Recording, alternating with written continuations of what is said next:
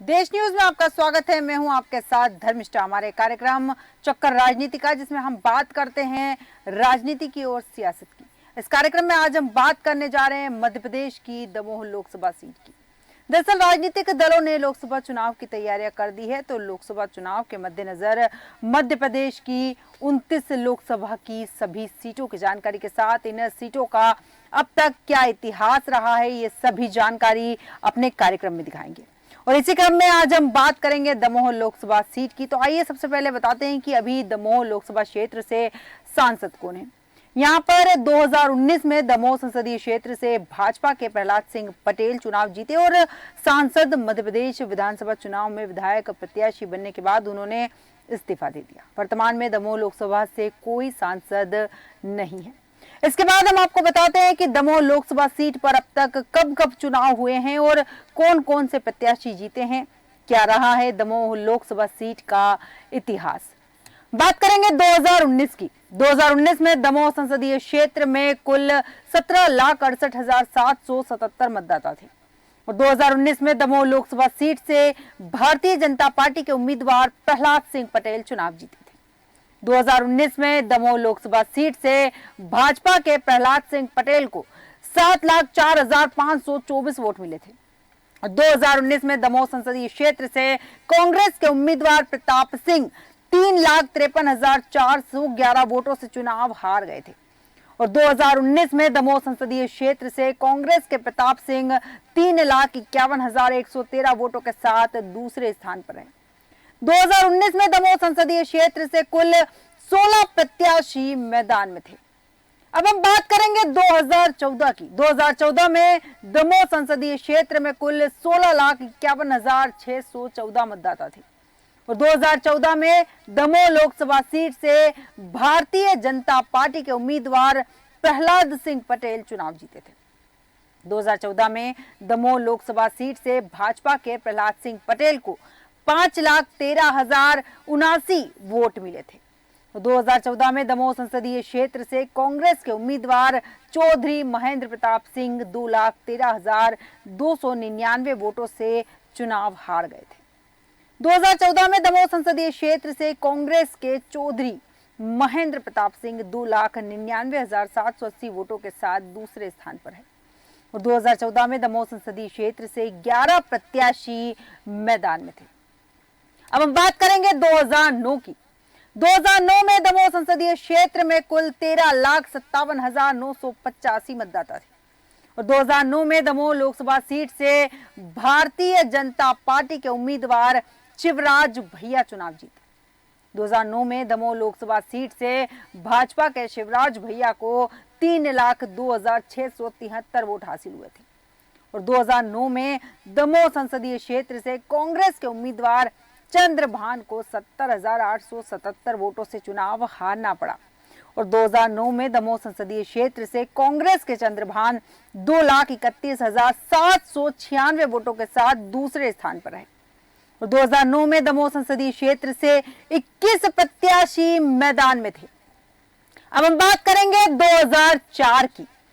2004 में दमोह संसदीय क्षेत्र में कुल वोटों की संख्या 5,12,018 थी।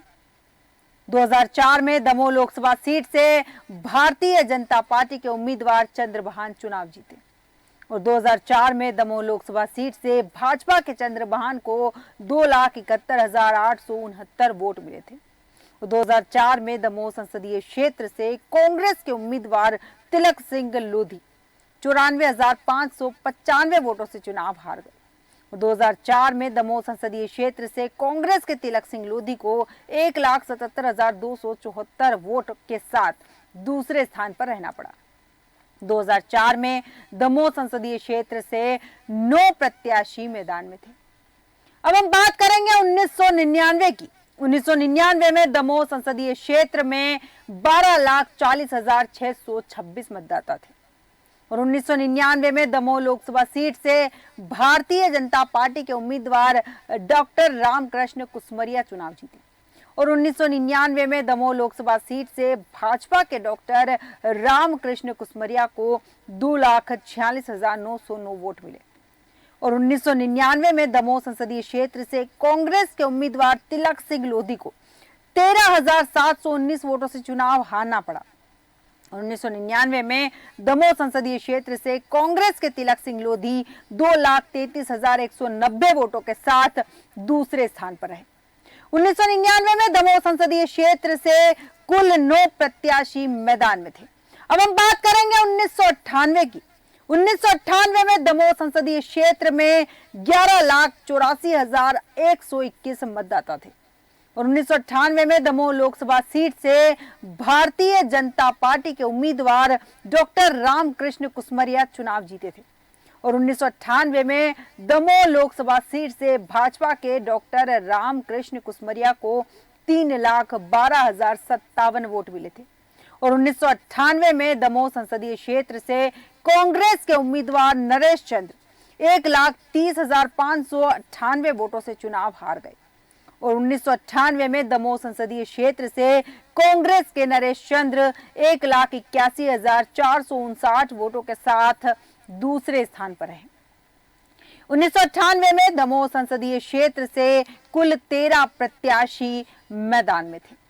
अब हम बात करेंगे 1996 की। 1996 में दमोह संसदीय क्षेत्र में कुल 11,74,713 मतदाता थे और 1996 में दमोह लोकसभा सीट से भारतीय जनता पार्टी के उम्मीदवार रामकृष्ण कुसमरिया चुनाव जीते। 1986 में दमोह लोकसभा सीट से भाजपा के रामकृष्ण कुसमरिया को 3,03,476 वोट मिले थे और 1996 में दमोह संसदीय क्षेत्र से कांग्रेस के उम्मीदवार मुकेश नायक को 1,68,257 वोटों से चुनाव हारना पड़ा था। 1996 में दमोह संसदीय क्षेत्र से कांग्रेस के मुकेश नायक को 1,35,219 वोटों के साथ दूसरे स्थान पर रहना पड़ा। 1996 में दमोह संसदीय क्षेत्र से 33 प्रत्याशी मैदान में थे। अब हम बात करेंगे 1991 की। 1991 में दमोह संसदीय क्षेत्र में 10,18,753 मतदाता थे।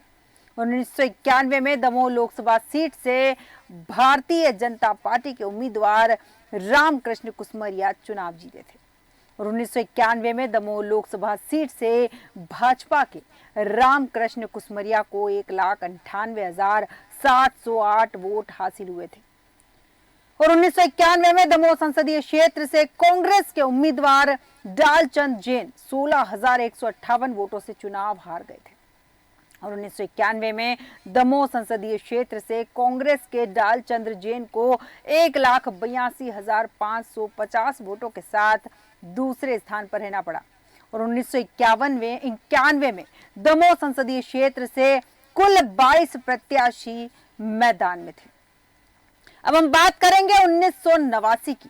1989 में दमोह संसदीय क्षेत्र में कुल 10,03,959 मतदाता थे और 1989 में दमोह लोकसभा सीट से भारतीय जनता पार्टी के उम्मीदवार लोकेंद्र सिंह चुनाव जीते और 1989 में दमोह लोकसभा सीट से भाजपा के लोकेंद्र सिंह को 3,07,872 वोट मिले थे और 1989 में दमोह संसदीय क्षेत्र से कांग्रेस के उम्मीदवार डालचंद्र जैन को 1,19,201 वोटों से चुनाव हारना पड़ा था और 1989 में दमोह संसदीय क्षेत्र से कांग्रेस के डालचंद्र जैन को 1,88,671 वोटों के साथ दूसरे स्थान पर रहना पड़ा।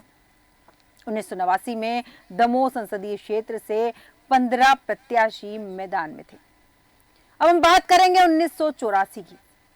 1984 में दमोह संसदीय क्षेत्र से कुल 7,71,797 मतदाता थे और 1984 में दमोह संसदीय क्षेत्र से कांग्रेस के उम्मीदवार डालचंद्र जैन जो थे वो चुनाव जीते और 1984 में दमोह संसदीय क्षेत्र से कांग्रेस के डालचंद्र जैन को 2,27,570 वोट मिले और 1984 में दमोह संसदीय क्षेत्र से भाजपा के उम्मीदवार नरेंद्र यादवेंद्र सिंह को 50,269 वोटों से चुनाव हारना पड़ा।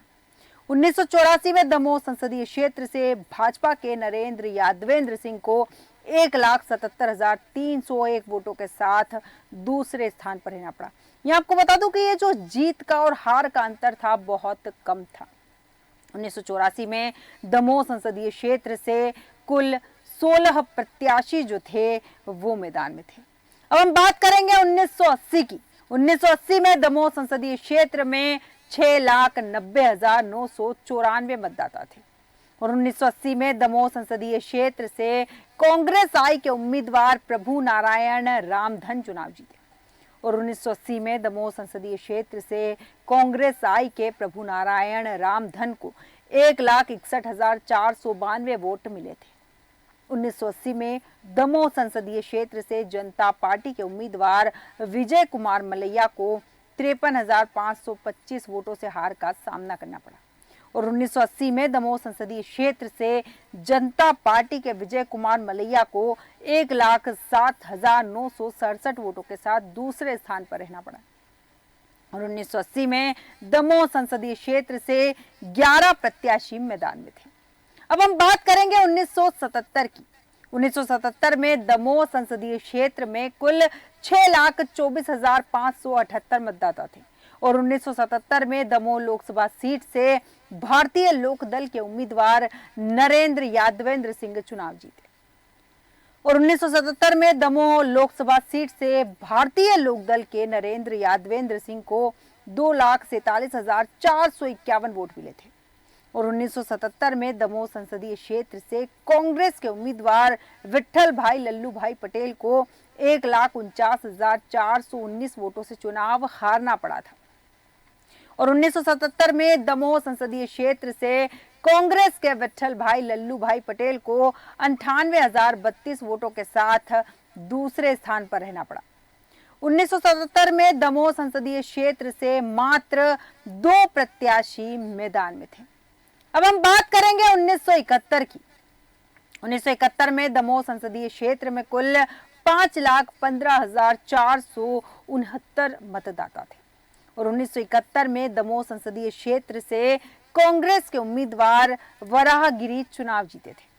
1971 में दमोह संसदीय क्षेत्र से कांग्रेस के वराहगिरी को 1,45,124 वोट मिले थे और 1971 में दमोह संसदीय क्षेत्र से कांग्रेस संगठन के उम्मीदवार विजय कुमार मलैया 70,629 वोटों से चुनाव हार गए और 1971 में दमोह संसदीय क्षेत्र से कांग्रेस संगठन के विजय कुमार मलैया 74,495 वोटों के साथ दूसरे स्थान पर है और 1971 में दमोह संसदीय क्षेत्र से 3 प्रत्याशी मैदान में थे। इसके बाद हम आपको बताते हैं कि दमोह लोकसभा सीट पर 1971 से 2019 तक हुए चुनाव में अब तक कितने बार किस राजनीतिक दल के प्रत्याशी चुनाव जीते हैं। पिछले 9 चुनाव से दमोह लोकसभा सीट पर भाजपा का कब्जा है। 1989 के बाद से इस सीट पर किसी और राजनीतिक दल के प्रत्याशी चुनाव नहीं जीते हैं। दमोह लोकसभा सीट पर अब तक 9 बार भाजपा के प्रत्याशी चुनाव जीते हैं और इस सीट पर 2 बार कांग्रेस के प्रत्याशी को चुनाव जीतने में सफलता मिली है। एक बार कांग्रेस आई के प्रत्याशी भी इस सीट से चुनाव जीते हैं और दमोह लोकसभा सीट पर एक बार बीएलडी के प्रत्याशी चुनाव जीतकर सांसद बने हैं। इसके बाद हम आपको बताते हैं कि दमोह लोकसभा क्षेत्र के अंतर्गत किन किन जिलों की कितनी विधानसभा सीटें आती है। दमोह लोकसभा क्षेत्र में 3 जिलों की 8 विधानसभा सीटें आती है, जिनमें सागर जिले की 3 विधानसभा सीटें, छतरपुर जिले की 1 विधानसभा सीट और दमोह जिले की 4 विधानसभा सीटें शामिल है।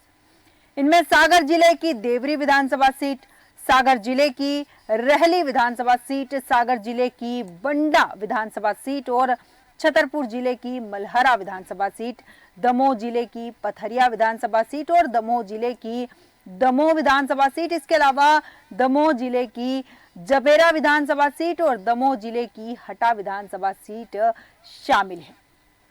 अब हम आपको बताते हैं कि दमोह लोकसभा क्षेत्र के अंतर्गत आने वाली 8 विधानसभा सीटों में कितनी सीटों पर किस राजनीतिक दल के विधायक हैं।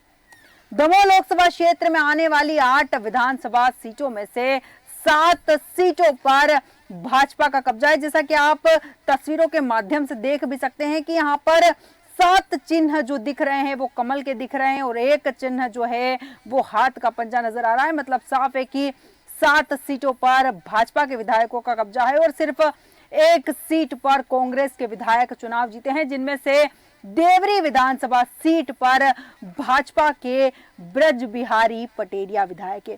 भाजपा के ब्रज बिहारी पटेरिया, आप देख सकते हैं हमारी स्क्रीन पर, ब्रज बिहारी पटेरिया यहां से विधायक है। उसके बाद हम बात करेंगे रहली विधानसभा सीट पर भाजपा के गोपाल भार्गव विधायक है। ये देख सकते हैं आप, रहली विधानसभा सीट पर भाजपा के गोपाल भार्गव विधायक है। इसके बाद हम बात करेंगे बंडा की। बंडा विधानसभा सीट पर भाजपा के वीरेंद्र सिंह लोधी विधायक है। आप देख सकते हैं टीवी स्क्रीन पर साफ तौर पर नजर आ रहा है, वीरेंद्र सिंह लोधी भाजपा के विधायक है। इसके बाद हम बात करेंगे मलहरा विधानसभा की। मलहरा विधानसभा सीट पर कांग्रेस की राम सिया भारती दिख रही है आपको। राम सिया भारती जो हैं वो यहाँ पर विधायक है, जो कि एक महिला विधायक है।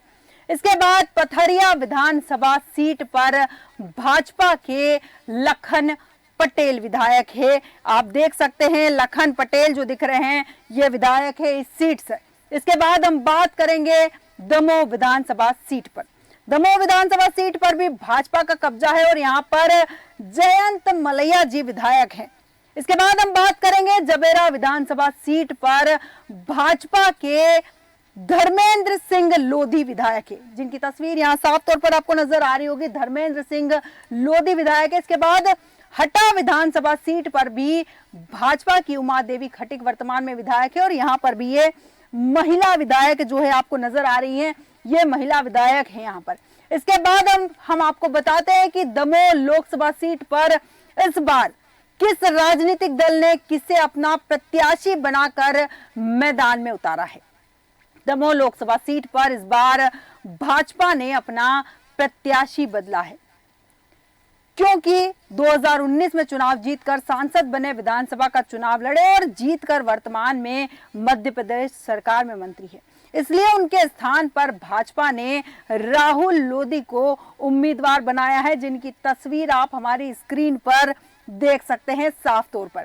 इसके बाद कांग्रेस ने अभी दमोह लोकसभा सीट पर अपने प्रत्याशी की घोषणा नहीं की है।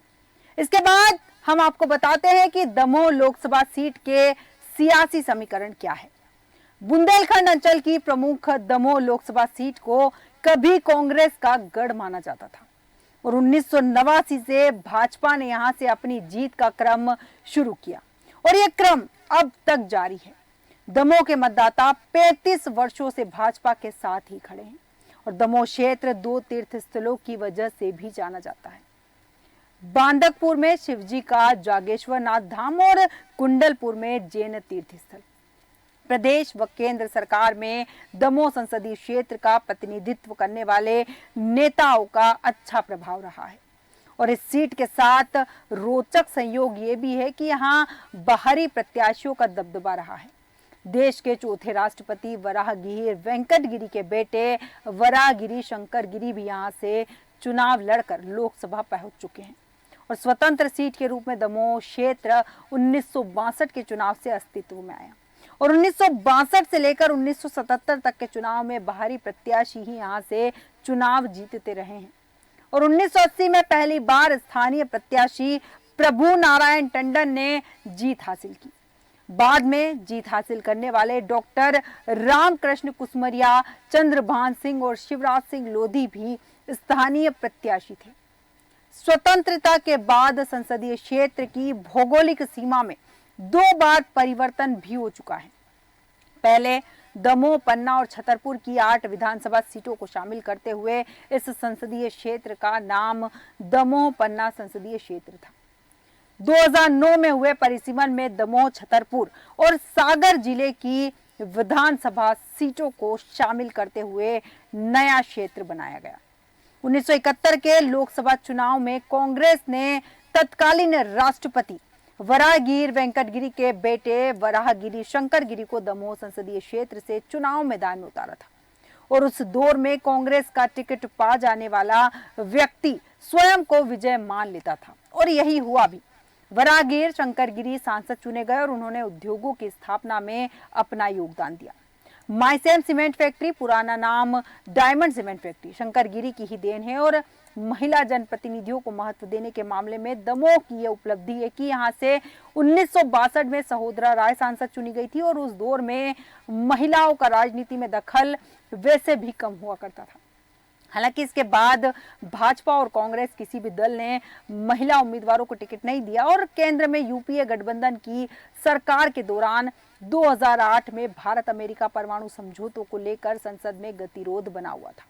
उस समय विश्वास मत जीतने के लिए काफी खींचतान हुई थी और दमोह से तत्कालीन भाजपा सांसद चंद्रभान सिंह ने लोकसभा में अनुपस्थित रहकर कांग्रेस की अगुवाई वाली यूपीए सरकार को अपना समर्थन दिया था और यूपीए ने विश्वास मत जीत भी लिया था। यही कारण रहा कि बाद में चंद्रभान सिंह भाजपा छोड़कर कांग्रेस में शामिल हो गए। बाद में कांग्रेस ने उन्हें विधानसभा और लोकसभा चुनाव में भी टिकट देकर मैदान में उतारा था। दमोह संसदीय क्षेत्र से 4 बार व खजुराहो संसदीय क्षेत्र से 1 बार सांसद चुने वाले डॉक्टर रामकृष्ण कुसमरिया मध्य प्रदेश सरकार के कृषि मंत्री भी है और भाजपा के कद्दावर नेता प्रहलाद पटेल 2014 के बाद 2019 में भी यहां से चुनाव जीते हैं। कुछ समय पहले तक वे केंद्रीय मंत्री थे और 2023 का विधानसभा चुनाव जीतने के बाद उन्होंने संसद की सदस्यता से इस्तीफा दे दिया। वे अब मध्य प्रदेश में पंचायत और ग्रामीण विकास मंत्री हैं। दमोह संसदीय क्षेत्र लोधी बाहुल्य क्षेत्र होने के साथ साथ 35 वर्षों से लगातार भाजपा इस संसदीय क्षेत्र से चुनाव जीतती आ रही है और वर्तमान परिवेश में तो ऐसी स्थिति है कि भाजपा प्रत्याशी बनना ही उसकी जीत सुनिश्चित होना ही तय मानी जा रही है। यही कारण है कि इस बार भाजपा प्रत्याशी के लिए काफी लंबी लाइन लगी हुई थी और इसी का परिणाम हुआ कि इस लंबी लड़ाई में राहुल सिंह लोधी की ही जीत हुई और भाजपा ने उन्हें अपना प्रत्याशी घोषित किया। जबकि दमोह संसदीय क्षेत्र से डॉक्टर सुधा मलैया, अभिषेक भार्गव, प्रीतम सिंह लोधी और दशरथ सिंह लोधी, रामलाल पटेल, सोमेश चौरसिया, राघवेंद्र सिंह लोधी सहित अनेक दावेदार मैदान में थे। लेकिन इन सब के बीच राहुल सिंह लोधी पर भाजपा ने विश्वास जताते हुए उन्हें अपना प्रत्याशी घोषित किया। राहुल सिंह को दमोह लोकसभा सीट से बीजेपी ने अपना प्रत्याशी घोषित किया है और राहुल सिंह दमोह के हिंडोरिया कस्बे के रहने वाले हटा विधानसभा के हिंडोरिया के राजा किशोर सिंह के घराने से आने वाले राहुल सिंह ने जिला पंचायत सदस्य के रूप में अपने राजनीतिक करियर की शुरुआत की थी और दमोह में कांग्रेस के युवा लोधी चेहरे के रूप में बीजेपी के दिग्गज जयंत मलैया को हराकर दमोह से विधायक बने थे। मध्य प्रदेश की कमलनाथ सरकार में काफी अटकलों के बाद भी ये कांग्रेस में बने रहे। वहीं कमलनाथ सरकार जाने के बाद इन्होंने कांग्रेस से बगावत भी की और यहां पर भारतीय जनता पार्टी ने इन्हें अपना प्रत्याशी घोषित कर दिया है। अब देखना दिलचस्प होगा कि भाजपा के राहुल लोधी के सामने कांग्रेस किस चेहरे को मैदान में उतारती है और इस सीट पर कैसी टक्कर होने वाली है। हमारे आज के चक्कर राजनीति का कार्यक्रम में इतना ही। कल फिर एक और लोकसभा सीट के साथ, उसके इतिहास के साथ और सियासी समीकरणों के साथ आपसे होगी मुलाकात। तब तक के लिए मुझे दीजिए इजाजत। नमस्कार।